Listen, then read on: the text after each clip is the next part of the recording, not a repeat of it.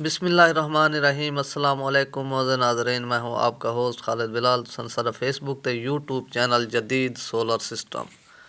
उम्मीद करना कि सारे दोस्त खैरियत नाल हुसन ते सोलर के हवाले नाल ही अपडेट, क्योंकि सोलर के रेटां दे विच आहिस्ता आहिस्ता रद्दो बदल थींदा पए और हालात कुछ तेज़ी वाले पासे भी वेंदे पे न, क्योंकि इस टाइम सारे लईए दे विच तां मुकम्मल ही बुकिंग बंद थी चुकी है। पहले बुकिंग करेंदे पे तां हुण इस टाइम बुकिंग कोई नहीं करेंदे पे काहे माल दी भी इस टाइम तक, क्योंकि कल अपडेट करे सूँ अगर कहीं माल की बुकिंग जी भी सूरत हाल हो सी मार्केट की वो भी अपडेट करे सूँ तो इस टाइम लईए दे विच कोई बंदा भी सारा बुकिंग कोई नहीं करांदा पे कहीं माल की भी।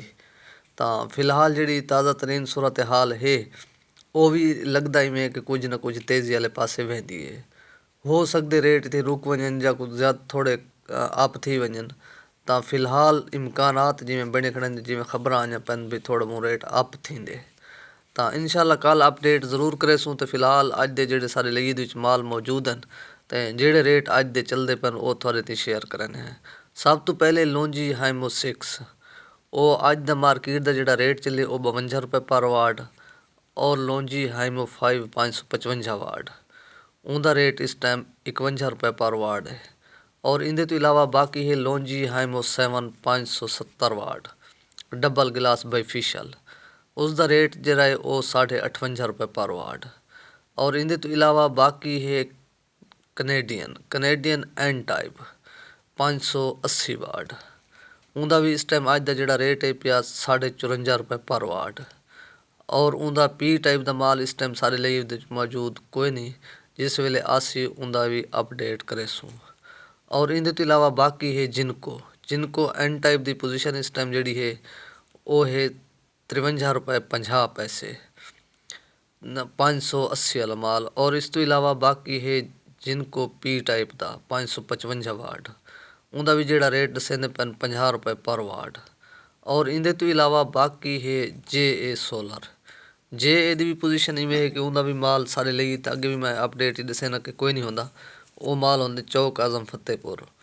तो उनका जोड़ा एन टाइप का माल है पिया वो है 56 रुपये पर वाट, और उनका जोड़ा पी टाइप का माल है वो है 50 रुपये 50 पैसे। और इस तो इलावा बाकी है ट्रीना सोलर, ट्रीना की भी पोजीशन इवें है कि उनका भी जोड़ा रेट है पिया एन टाइप का वो भी 54 55 रुपये पर वाट, और उनका जोड़ा पी टाइप का माल है वो है 50 रुपये पर वाट। और इस तो इलावा बाकी भी मार्केट नवे माल बहुत ज़्यादा आ चुके हैं इस टाइम, उन्होंने रेट भी काफ़ी कम हैं पे 48 रुपये तक भी ही ए ग्रेड दे। लेकिन ये चीज़ मैं बई तो दसी वजा कि जेड़े नवे माल मार्केट दे विच आ चुके हैं इन्हों की थोड़ा ये चेक किया करो कि कुछ दोस्त पूछते हैं कि इन्हों क्या पता लगते घिनने चाहिए या नहीं घिनने चाहिए। इनकी होंगी एफिशेंसी नैट के उत्ते एफिशेंसी की चेक करो कि कितनी एफिशेंसी का पैनल है पिया, जितनी ही अच्छी एफिशेंसी का पैनल हो सी तो क्योंकि जोड़े लॉन्जी के पैनल आता पे या जो जिनको एन टाइप आता पे 23.3 एफिशेंसी के आता पे इनका रिजल्ट भी बहुत अच्छा आता पे।